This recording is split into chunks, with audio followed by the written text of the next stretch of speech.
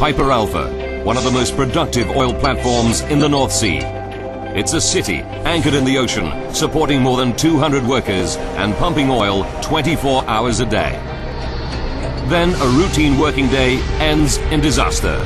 167 men perish in 1 hour and 30 minutes. Now, using cutting-edge computer technology, we reveal exactly what went wrong. Disasters don't just happen. They're caused by a sequence of critical events, locked in time. Unravel the fateful decisions in those final seconds from disaster.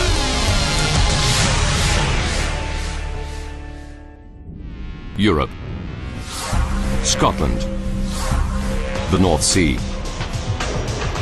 Wednesday, July the 6th, 1988. Piper Alpha is stationed 176 kilometers out from the city of Aberdeen, in the middle of the infamously rough North Sea. It's built to survive winds of up to 185 kilometers per hour and waves as high as 28.5 meters. With more than half of it hidden below the waves, the entire structure towers 230 meters above the sea floor, 2.5 times the height of the Statue of Liberty. But today, the North Sea is having one of its kinder days. There are 226 men on board Piper Alpha. Electrician Bob Ballantyne is one of them. It was one of these absolutely beautiful summer's days getting in the North Sea. It was calm, it was tranquil. To keep the massive rig running smoothly, the complex machinery requires regular servicing. It's a never-ending job. 7:45 a.m.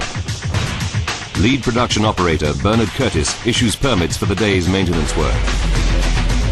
They strictly enforce the rule that no one can work on the platform without one. It's just one of many systems in place to ensure safety on the massive rig. With 226 men living and working so close to such volatile fuel, it's vital. Piper Alpha has been in service for 12 years. Its main job is processing oil. This happens on the production deck. It's made of 4 modules. Module D contains power generation. Module C and B process oil and gas. In Module A, oil is piped up from below the sea floor. Sitting on top of all this is a self-contained city with living quarters and entertainments for the small army of workers for whom Piper Alpha is a home away from home. It all happens 24 hours a day, 7 days a week. 12 p.m. On the production deck, 2 maintenance workers are removing a safety valve. It's a routine job authorized that morning. They're due to finish by the end of the shift at 6 p.m. For control room operator Jeff Bollins, it's just another regular day. There was men doing maintenance, the oil wells were flowing oil, the machines were running, compressing gas. It was a hive of activity. 5:10 p.m. Jeff Bollins begins his final shift in the control room before leaving the rig. It was a good shift because we were all happy on it. It was our last shift and we were going home in the morning, so it was always a good shift, the last one. Jeff talks to the control room operator he's relieving to familiarize himself with the day's business. There's nothing out of the ordinary to report.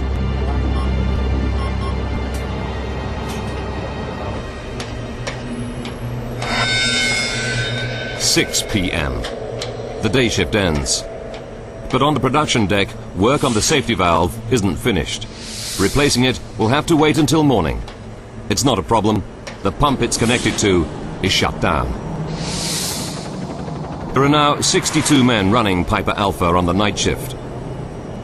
The other 164 are off duty, eating, relaxing, or sleeping in their living quarters.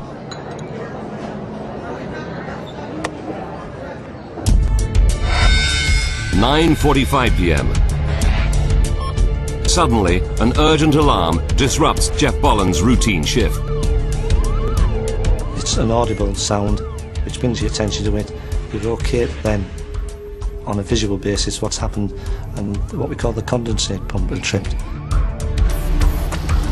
Condensate is the oil man's term for LPG, liquefied petroleum gas, a volatile and highly flammable liquid. The pump compresses it to a pressure of 78 atmospheres. That's 45 times the pressure in a car tire. The pump has stopped working, but Jeff is still unfazed. I've seen the condensate pump trip that many times. I couldn't tell you about 20, 30, 100, 200, and it was something that needed attention and something that wasn't a major problem, and the quicker you attended to it, the less of a problem it was. Lead operator Bob Vernon goes down to the pump 9 meters below the control room. It should be straightforward to restart it, but tonight the production crew can't get it going. Piper Alpha continues to produce liquid condensate. There's now barely half an hour left before the storage tank fills up and the safety systems shut down the entire rig. This could lead to a complete loss of electrical power on the platform. Although not dangerous, it'll stop the rig producing oil, and the crew will go to almost any lengths to avoid this. They're feeling the pressure. Things became more and more of a problem. So what started off as quite a routine incident and a minor problem was snowballing. Normally, a second pump would be available, but tonight it's out of service for maintenance. If they can start that one, it should solve the problem. Vernon quickly checks the work permit and confirms that the scheduled maintenance hasn't yet begun. So that it can take over from the broken pump, the lead production operator signs this pump back into service. But then, at 9:55 p.m., a new problem complicates the situation further. An alarm sounds, warning Jeff Bollins of a small gas leak on the deck above the pump. He silences the alarm and informs another member of the crew, who's also down by the broken pump. The situation now escalates rapidly as Bollins receives several more alarms in quick succession, warning of further small gas leaks. These are followed by something more ominous. They're just coming in one after the other. And then next thing we knew, we get the high gas alarms, which is very rare, very serious. It's 10 p.m. Captain Michael Clegg is aboard the maintenance ship Lowland Cavalier, stationed just 25 meters from the southwest leg of Piper Alpha. Suddenly, he sees an explosion as a flash of blue flame shoots out below the platform. In the housing block, Bob Ballantyne is carrying a hot drink on his way to his bunk. This almighty explosion lifted the platform right up. It seemed to lift it right off the North Sea and just shake it about like a rag. By sheer chance, on another nearby vessel, Charles Miller is taking pictures for his son's school project when he hears the explosion. As he clicks the shutter, a second explosion rocks the platform. He catches the first evidence of what will become a major disaster. There are 226 men stranded on the rig, and it's on fire. On July the 6th, 1988, at 10 p.m., an explosion shatters the calm of evening on the North Sea oil rig Piper Alpha. 226 men are working on board. 10 p.m. In the control room of Piper Alpha, operator Jeff Bollins thinks he's on a routine shift until the explosion throws him from his desk.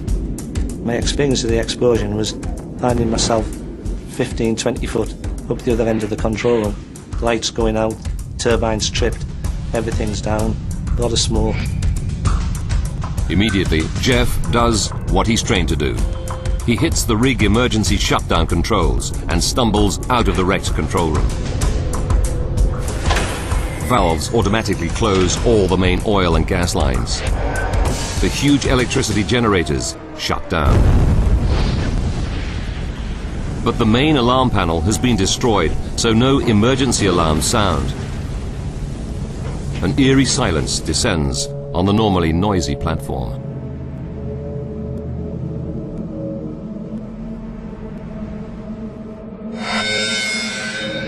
"10:05 p.m. This amateur home movie, shot from a nearby ship, shows Piper Alpha just after the first explosions. On the blazing platform, Jeff Bollins and 20 of his colleagues are surrounded by flames and smoke. They're trapped 29 meters above the waves.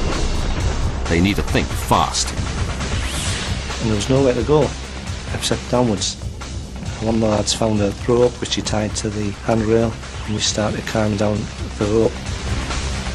They scramble down to a deck just 6 meters above the water and jump into the sea. A safety boat is always close to the rig, and tonight other ships are also nearby, laying undersea pipes. They all launch small rescue craft to pick up survivors. Within 5 minutes, Jeff and his colleagues are plucked from the water. They are some of the lucky ones. 10:20 p.m.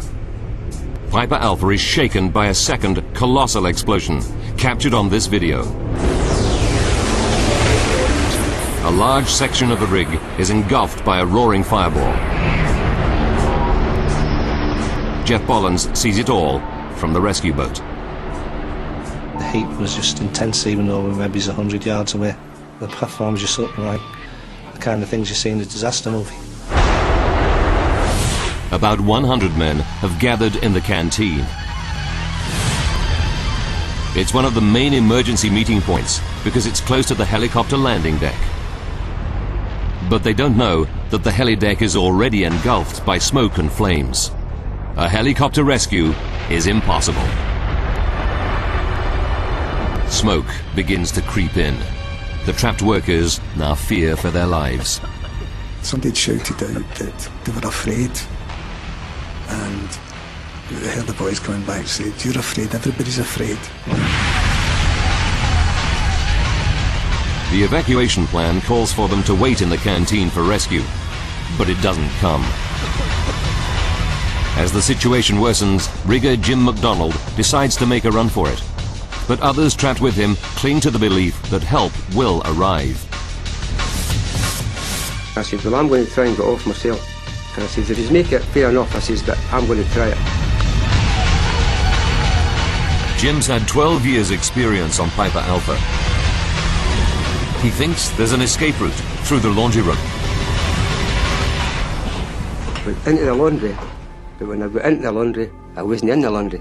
I was in somebody's room. I said, oh Jesus God. I just sat in the corner of the corridor in the corner. Disoriented by the thick smoke, Jim McDonald is lost, and every moment he sits there, the odds against him grow.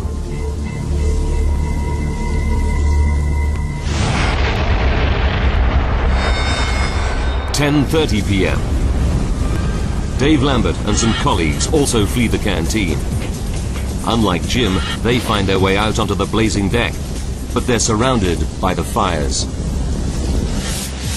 The flames are getting closer and closer and closer, and the only option we either go back into the platform or go into this little metal hut.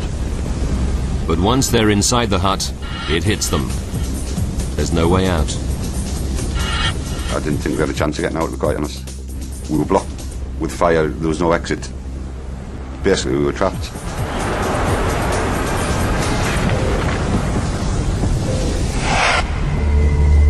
In the living quarters, Jim McDonald comes to the growing realization that he's one deck higher up than he should be.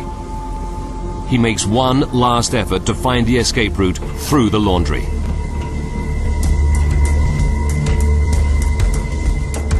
I opens the door and I says, please God, be there, be the laundry. And I just opened it and just touched it. Oh, the washing machines. Once outside, he runs across the blazing deck and down to a platform on one leg of the rig. He jumps 21 meters into the bitter cold North Sea. So I went in. When I hit the water, I went right down, and it was great feeling. It was very, very quiet. And very, very still. And then all of a sudden I just shot back up. Jim grabs onto the leg of the rig until a fast rescue craft picks him up. The tears would run down my nose. And this young lad, he said, "Oh, you didn't have to cry me, mister." He says, "You're safe." I says, "I'm just crying with happiness." I was that happy, you know. Working under the platform on another rescue boat is Ian Letham. These photographs show his crew in action. They managed to haul 6 survivors out of the water. We picked up the last 2 people and thought, right, we'll take off now. But as we went to leave, we realised we were entangled amongst debris from the platform. With the inferno blazing out of control overhead, they battled desperately to clear the debris. 33 meters above them, electrician Bob Ballantyne and a group of colleagues are also escaping down the rig. But Bob decides he doesn't like this escape route. I don't know why I changed my mind. I just said, no, I don't want to go that way. While his friends climb down the west side of the platform, Bob begins to climb precariously down the east side. It's a choice that will save his life. 10:49 p.m. Beneath Bob, on the water, rescue boat driver Ian Letham is trying to free his craft from the debris. The heat is relentless. It was like being under a giant grill. I mean, it was so hot. I can remember saying to my colleagues, you know, we're going to have to get out of here. This is getting really bad. And I think it was about a split second after that, there was just a huge whoosh. And I woke up in the water. I came to in the water. 10:50 p.m. Another colossal explosion tears through the platform, scattering debris over 800 meters. Ships 1.5 kilometers away feel the vibrations. The fireball engulfs Ian Letham's boat. Ian never sees the boat, his crew, or the 6 men they picked up again. He swims to a leg of the blazing platform. Another survivor is clinging to it. I sort of looked around one side and the gentleman in question was Bob Ballantyne, was on the other side of the leg. So Ian came floating down the platform, Wagner pulled him in beside me just for human company, that he needed someone there with you. Bob and Ian cling to the structure, and the whole platform shakes as the fires devour it. With every bang that went off, this thing shook. I mean, this leg was immense, it was huge.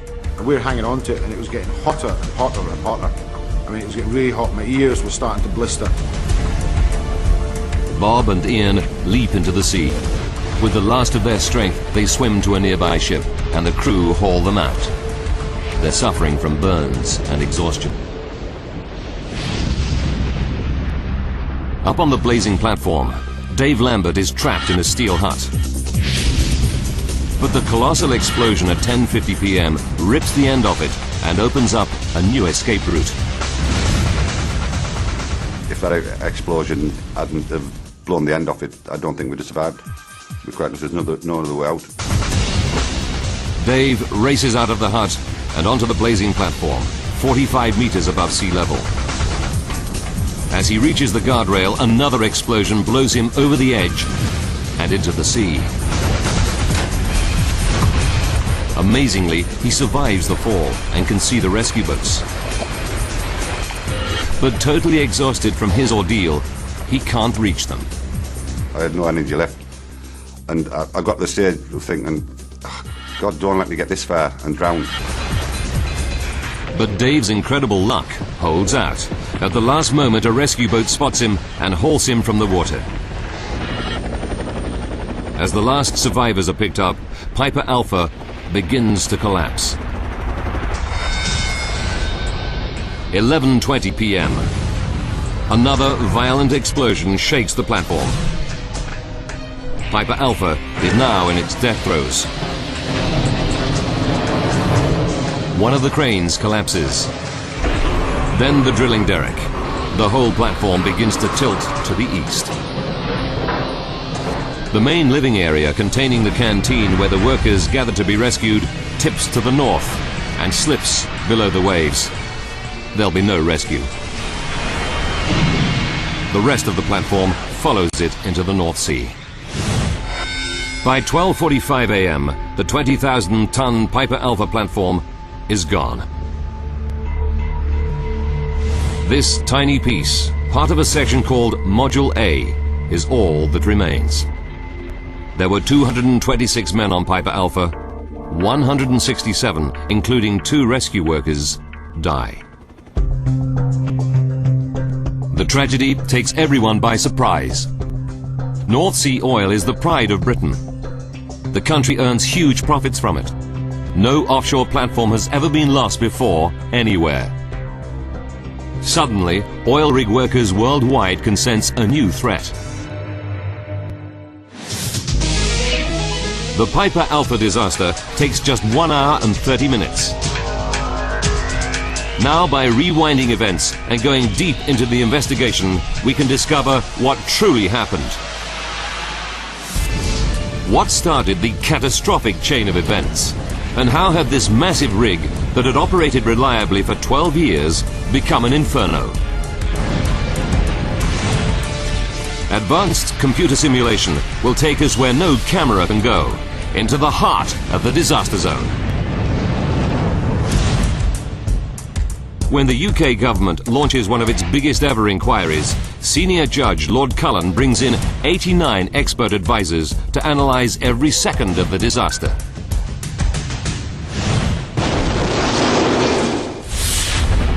But the extent of the destruction leaves very little evidence. Rod Sylvester Evans spent 2 years working on the investigation. There was no scene left, apart from part of Module A, which was standing proud from the sea.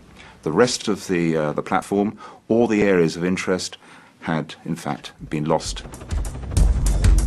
With the wreckage of the rig scattered across the sea floor, 145 meters below the surface, all they have is eyewitness testimony, plus Charles Miller's vital photographs. From these scraps of information, they have to solve the entire mystery. Investigators begin to interview survivors.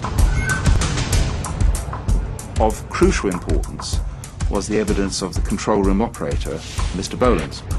And he had witnessed a series of gas alarms that had come up just before the first explosion.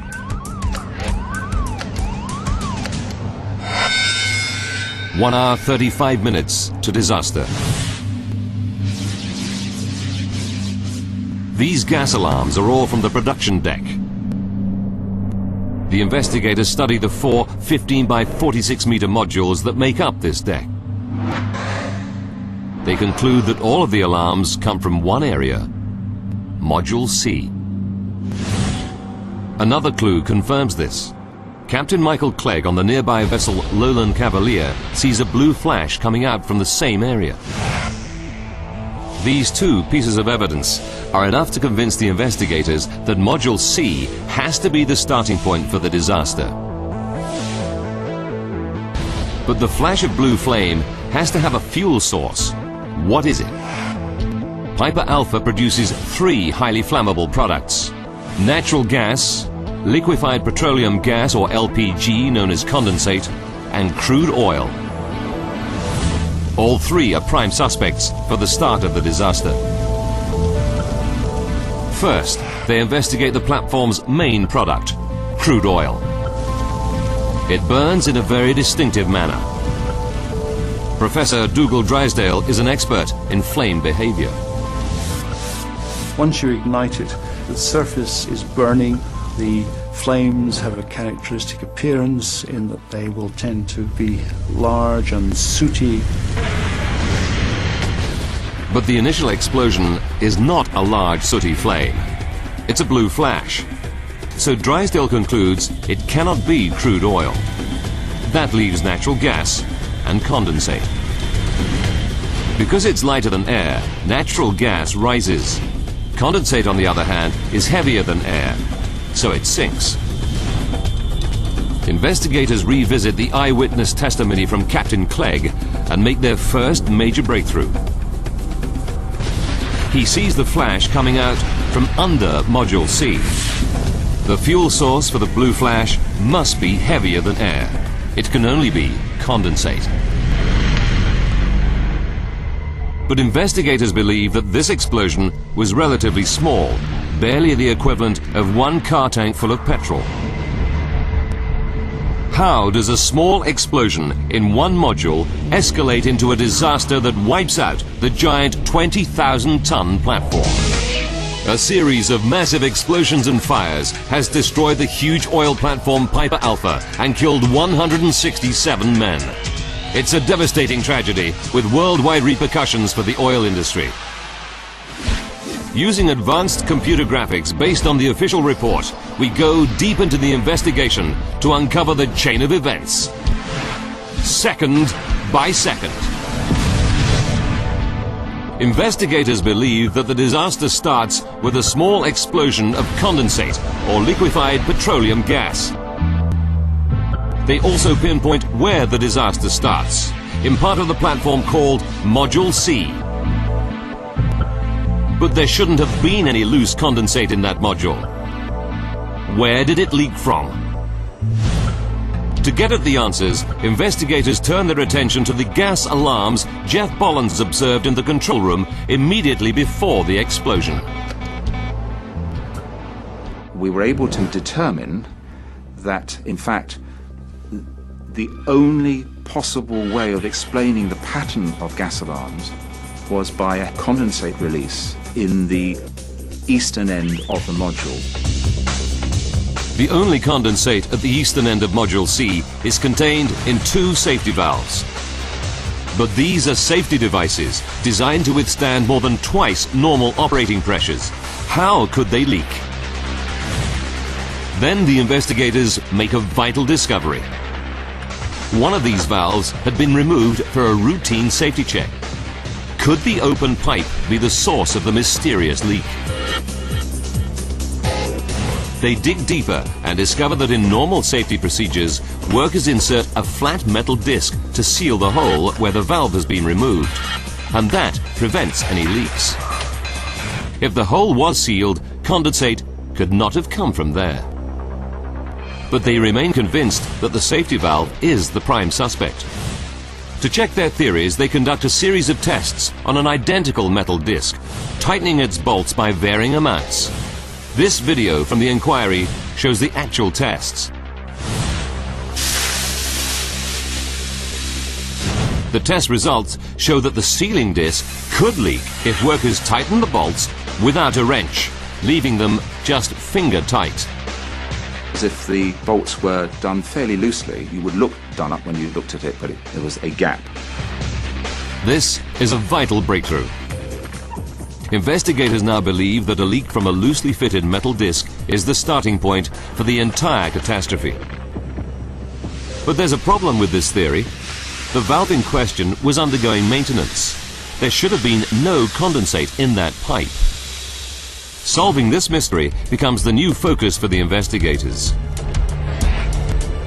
Using plans of the rig, they trace the pipe down to a different deck, where it connects to a pump. But they know this pump was out of service for maintenance. It should have had no condensate in it.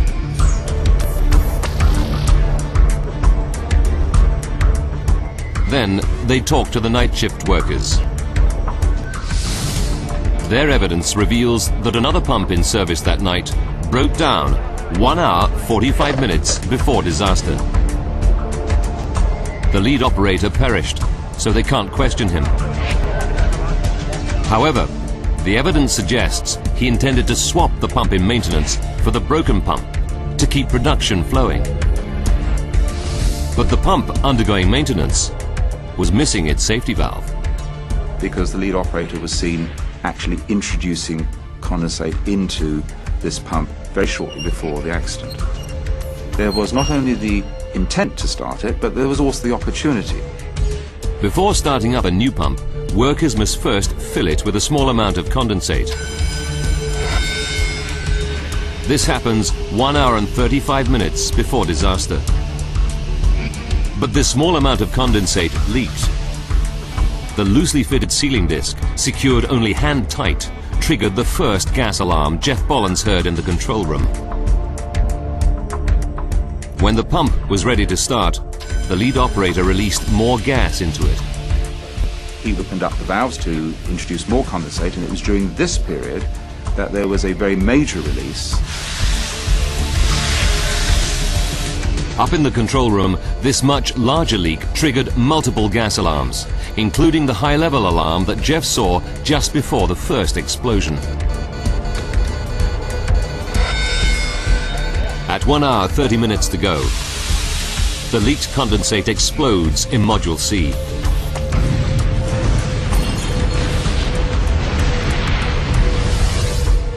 Investigators are zeroing in on the chain of events, but there's a break in the link.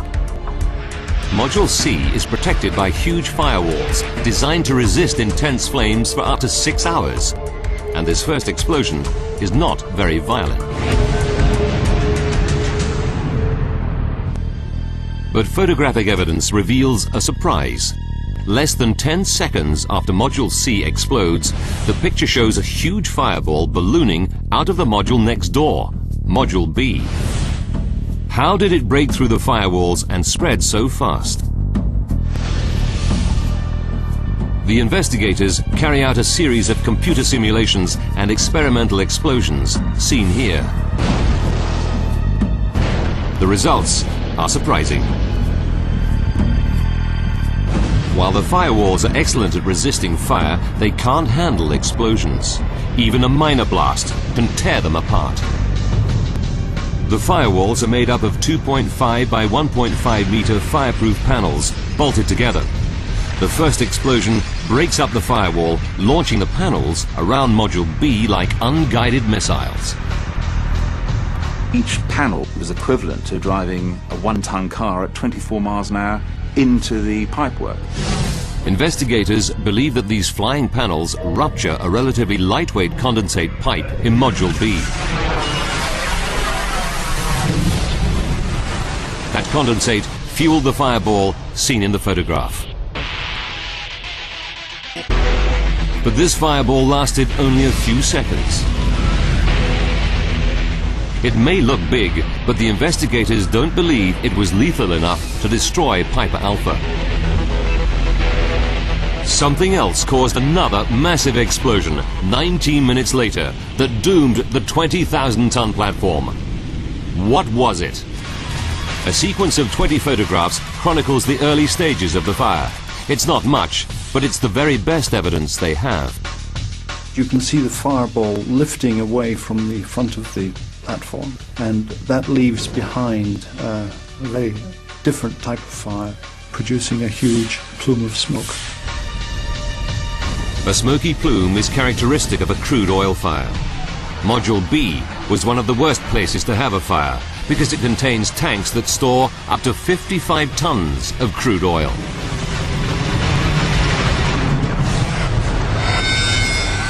With 1 hour, 10 minutes left, the situation escalates.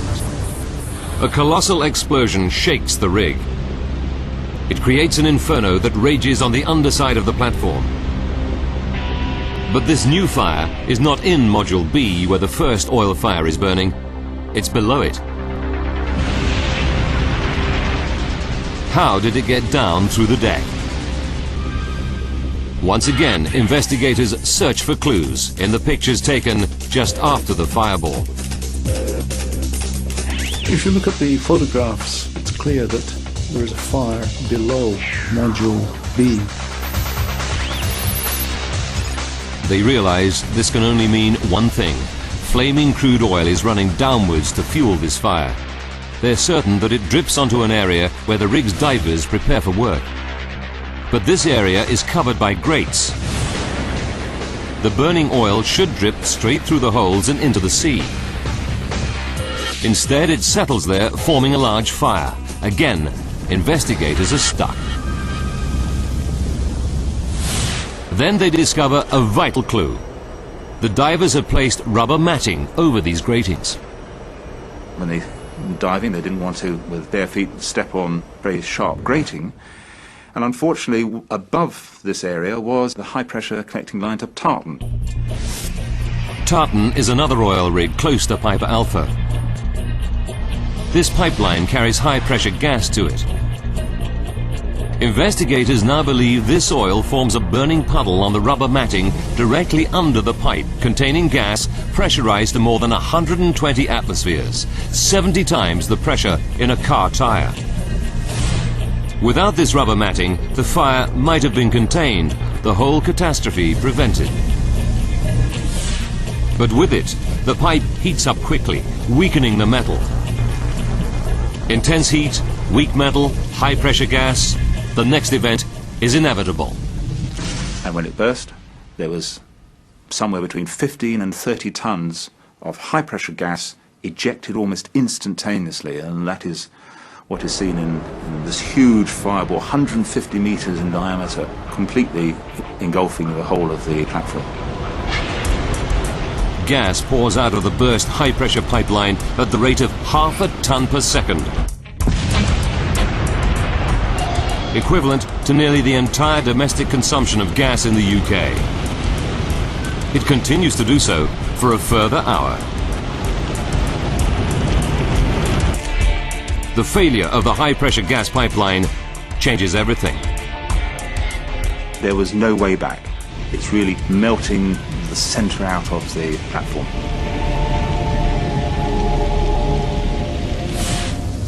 There are still 2 more gas pipelines that run from Piper Alpha. The larger of them contains 1,120 tons of pressurized gas, 3 times as much as the one that has already burst. Investigators realized that it was now just a matter of time before these other gas pipes failed. 1 hour, 10 minutes before the breakup of the rig, there was no hope of stopping the inferno. An even larger explosion shakes Piper Alpha. One of the 2 remaining pipelines has burst. Bob Ballantyne survives it. His friends on the other side of the rig are not so lucky. There was an explosion and they were caught up in a fireball and incinerated. Ian Letham's rescue boat was tangled in debris below the rig. The explosion destroyed the boat and killed everyone on board, except Ian. I ended up in the water, looked around the place, and the whole place was just alight. The sea was alight, everything was alight. By now, the fire is so great, photographic evidence is useless. So investigators gather electronic data from other oil rigs connected to Piper Alpha. 40 minutes to go. The investigators discover that the gas pressure in the larger of the 2 remaining pipelines begins to fall rapidly. It's this which is now burst. Only one gas line, connecting Piper Alpha to the Claymore platform 35 kilometers away, remains intact. 10 minutes remaining. There's another massive gas explosion. It's the final pipeline failing.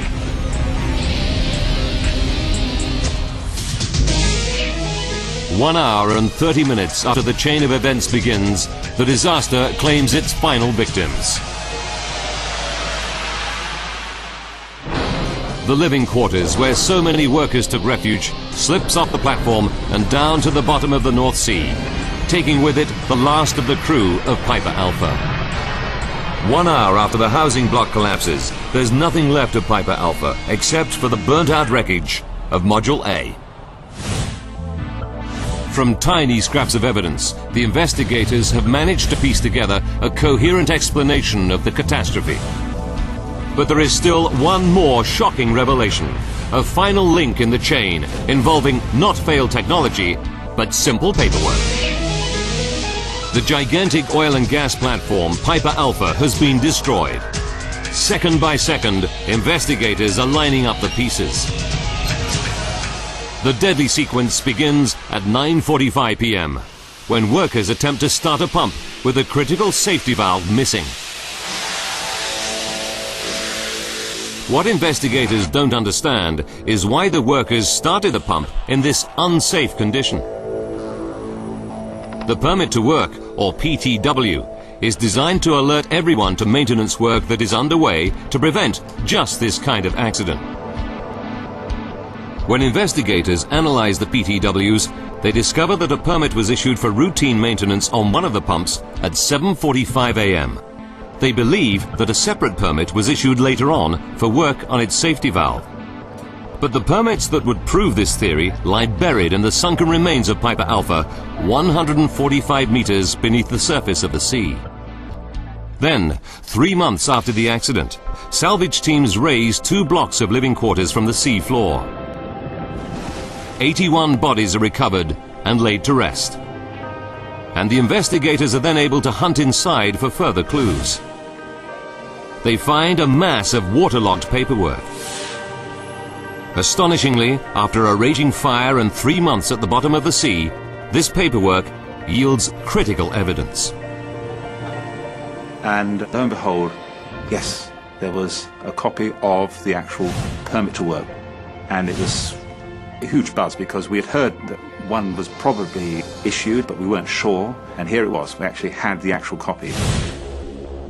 This is the original permit, recovered from the bottom of the North Sea. Permit to work number 23434 for the maintenance operation on valve number PSV 504, dated July the 6th, 1988. It's the first link in the deadly chain of events.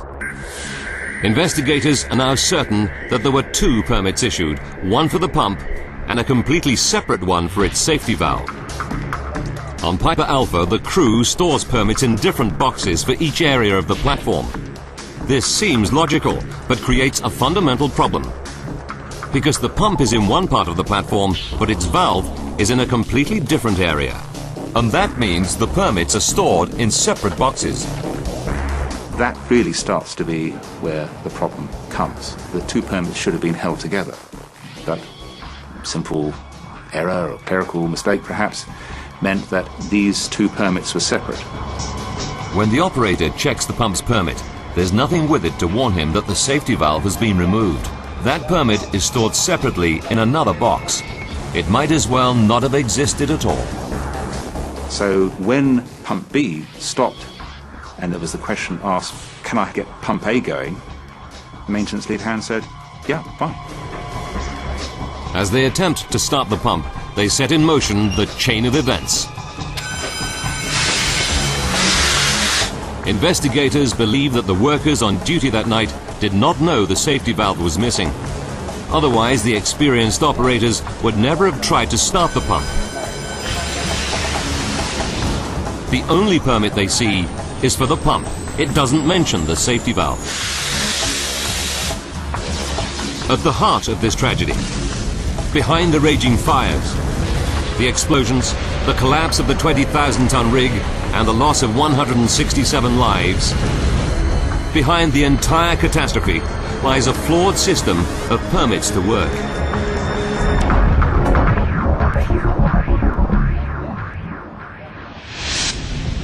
A tightly linked sequence of events leads to the disaster on Piper Alpha.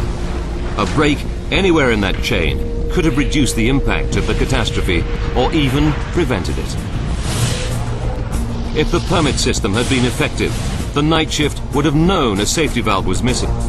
If the flat metal disc had been fully tightened, the condensate would not have leaked. If the firewalls had been able to withstand the explosion, the disaster would not have spread. If divers had not placed rubber matting on the metal grate, a pool of burning oil would not have formed, and the massive high-pressure gas pipe would not have exploded, sending Piper Alpha into the sea and 167 men to their deaths. The Cullen inquiry criticised many aspects of North Sea oil rig operations, but its most serious criticisms targeted the flawed permit-to-work system, which the inquiry identified as the most significant culprit in the tragedy. Occidental Petroleum, Piper Alpha's operating company, paid millions in compensation to victims' families. But because of insufficient evidence, no criminal charges were ever brought. Piper Alpha's survivors pay a far heavier price. Dave Lambert found the burden of survival almost intolerable. I had feelings of guilt why me, why did I survive, even though obviously I'm happy I survived. Your whole life actually changes. Everything seemed to stand still. Nothing really seemed important. And it took quite a number of years to get over them feelings. For Ian Latham, sole survivor of his rescue boat, the effect has been more fundamental. I was always happy, didn't care, get on with it, bit of laugh. Now I find life's too short now. I find I've got awful serious. You know, I can't be bothered with insignificant things anymore. I just crack on with important things now. That annoys me because I liked the way I was before Piper. I don't particularly like the way I am now.